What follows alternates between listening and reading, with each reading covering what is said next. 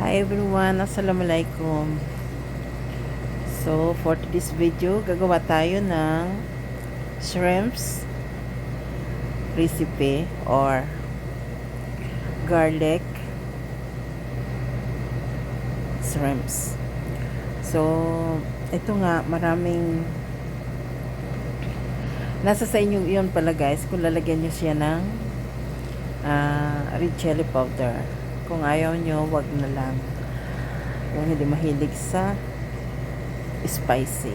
Kasi naglagay ako dito ng counting spicy or red chili.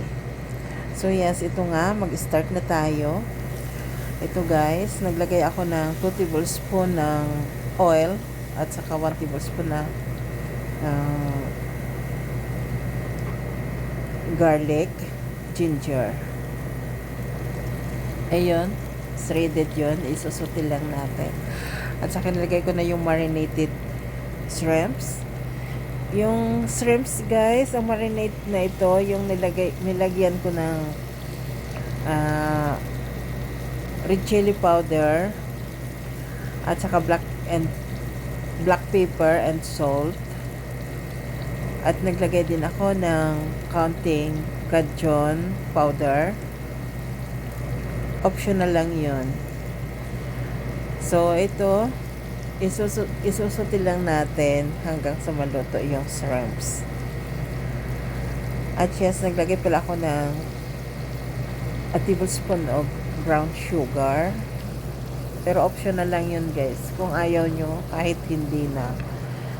So, ayun. I-stir fry lang natin siya. Nakita nyo ba yan? Bumubula-bula pa. So, ibig sabihin, hindi pa luto yung kanyang spice. So, wag nyo lang tatakpan para hindi kumunat yung ating shrimps.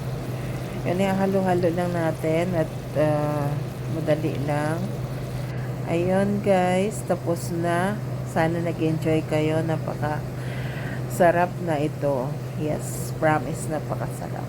And thanks for watching. Sana nag-enjoy kayo guys. Thank you sa support. Bye. See you sa susunod na pagluluto natin. Sana nagustuhan nyo. And please follow and subscribe. Bye.